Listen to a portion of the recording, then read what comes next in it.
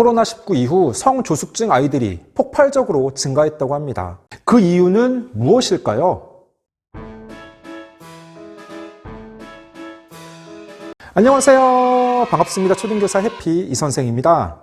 요즘 뉴스를 찾아보면 코로나19 이후 성조숙증 아이들이 크게 늘었다고 합니다. 그런 뉴스가 여러 곳에서 자주 나오고 있습니다. 그리고 실제 제가 학교에서 아이들을 봐도 코로나 이전과 많이 달라졌습니다.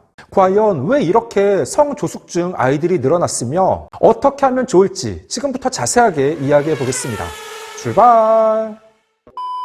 제가 최근 성조숙증이라는 말로 뉴스를 검색해 봤습니다.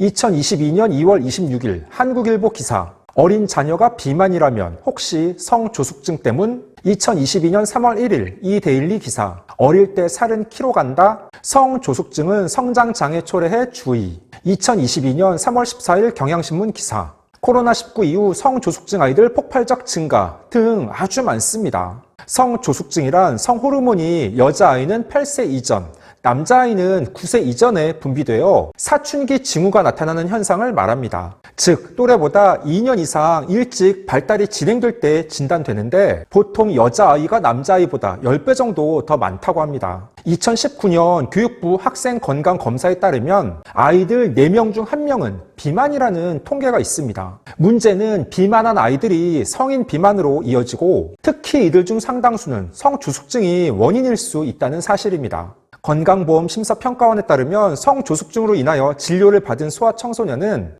2010년 2만 8천여 명에서 2020년 13만 6천여 명으로 10년 새 5배 가까이 늘었다고 합니다. 그 원인은 성장에 대한 높은 관심으로 병원을 찾는 아이들이 증가한 데다 늘어난 소아비만, 환경 호르몬 등의 영향이 크다는 분석입니다. 그러니까 소아청소년 인구는 매년 감소하는 반면 사춘기가 빨라지는 아이들은 매년 크게 증가하고 있습니다. 최근 이렇게 성조숙증 아이들이 늘어난 원인으로 코로나19의 영향을 꼽는 전문가들도 많습니다. 코로나19로 인하여 3년 전인 2020년부터 온라인 수업이 많아졌고 이에 따라 운동을 하거나 신체 활동을 하는 빈도는 크게 줄어들었습니다. 아이들이 가만히 가정에서 PC나 스마트폰을 통해 온라인 수업을 받는 것입니다. 이렇게 온라인 수업을 받다 보면 오랜 시간 스마트폰이나 태블릿, 컴퓨터 모니터 앞에 앉아 있어야 하고 이때 블루라이트에 장시간 노출됩니다. 블루라이트가 성호르몬의 분비에 영향을 준다는 보고가 많습니다.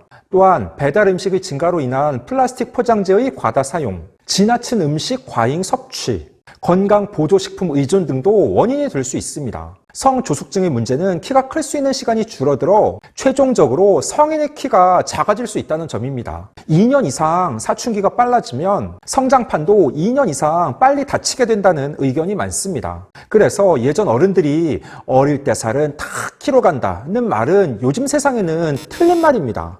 또한 여자아이들의 경우 성호르몬에 노출되는 기간이 길어지면 초경이 빨라지고 성인이 되었을 때 유방암이나 조기 폐경이 나타날 확률도 높습니다. 그래서 성조숙증은 조기 진단 및 조기 치료가 중요하며 초등학교 저학년 때부터 미리 전문가의 조언을 받고 검사 및 상담을 받아보는 게 좋습니다. 뚱뚱한 아이를 둔 일부 부모님들은 자신의 아이가 또래보다 발육 상태가 좋을 경우 긍정적으로 생각하는 경우가 많지만 실제 그 원인은 성조숙증 때문일 가능성이 높은 것입니다. 집중!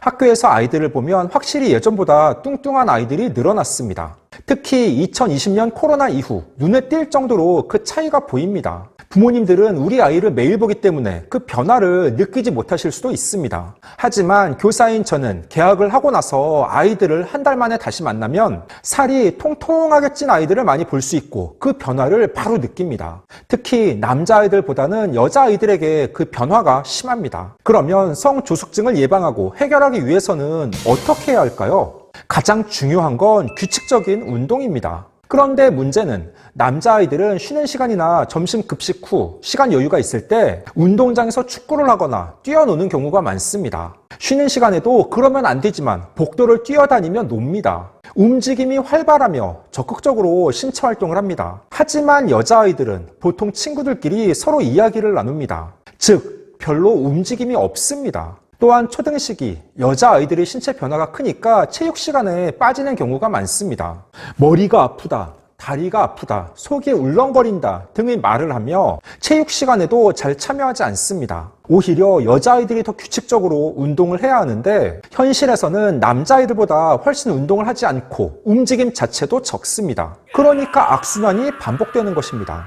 부모님들이 이러한 현실을 알고 관심을 가져주셔야 합니다. 다음으로 균형 잡힌 영양 섭취를 해야 합니다. 학교에서 아이들과 함께 급식을 먹을 때 진풍경이 벌어지는 날이 있습니다. 대부분 아이들이 분식을 좋아합니다. 그래서 급식 메뉴에 자장면, 잔치국수, 우동 등이 나오는 날에는 더 먹겠다는 아이들이 줄을 길게 섭니다. 하지만 몸에 좋은 잡곡밥 종류가 나오면 받은 음식을 다 먹지 않고 버리는 아이들이 많습니다. 또한 아이들은 빨리 점심 급식을 먹고 놀고 싶은 마음에 기본적으로 급식을 제대로 먹지 않고 허겁지겁 대충 먹습니다. 담임 선생님의 아이들의 급식 지도를 하며 골고루 먹도록 살펴보는 게 맞지만 많은 학급 아이들을 한 명씩 식판 검사를 할 수 없고 현실적으로 어려움이 많습니다. 그래서 가정에서도 아이들이 균형 잡힌 영양을 섭취할 수 있도록 신경 쓰며 식사 지도를 해 주셔야 합니다. 아이들은 햄, 어묵, 계란말이 등 좋아하는 음식만 먹고 김치, 나물 종류 등은 싫어하고 아예 안 먹기도 합니다. 보통 아이들이 좋아하는 인스턴트 음식은 건강에 해로운 경우가 많습니다.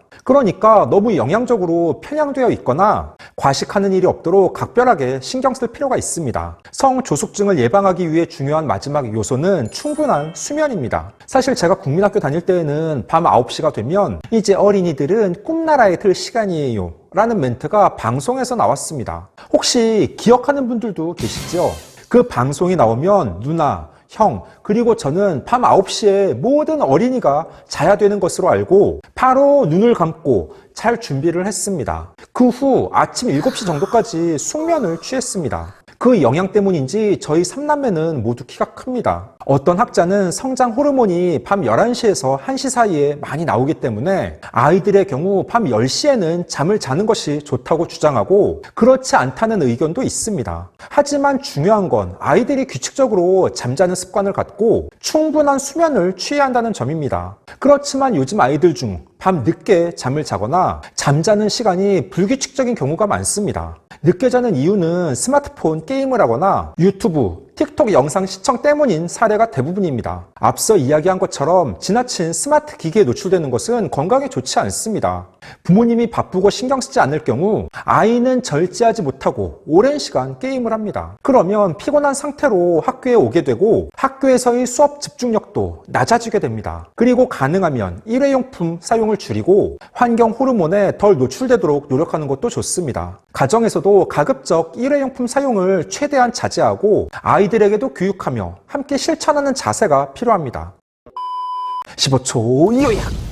오늘은 코로나19 이후 성조숙증 아이들 폭발적 증가, 해결 방법은? 이라는 주제로 이야기해 봤습니다. 정말 요즘 초등학교에 또래보다 성숙한 아이들이 많고 전반적으로 뚱뚱한 아이들도 늘어났습니다. 어릴 때 살은 키로 간다는 말은 요즘 세대에는 맞지 않습니다. 부모님들께서 자녀를 면밀하게 지켜보고 또래 아이들보다 지나치게 발달이 빠른 경우 전문가의 진단과 조언을 받는 것이 좋습니다. 어린 나이에 다른 아이들보다 일찍 사춘기를 겪게 되면 아이들이 힘들어하며 당황할 수도 있습니다. 부모님들께서 아이를 잘 살펴보고 사춘기는 누구나 겪는 과정이며 그 시기도 다를 수 있다는 점을 이야기해 주셔야 합니다. 그리고 규칙적인 운동, 균형 잡힌 영양 섭취, 충분한 수면도 부모님들께서 신경 써서 아이들이 실천할 수 있도록 도와주셔야 합니다. 오늘 준비한 내용은 여기까지입니다. 앞으로도 보다 더 유익하고 재미있는 영상을 가지고 꾸준하게 계속 찾아뵙도록 하겠습니다.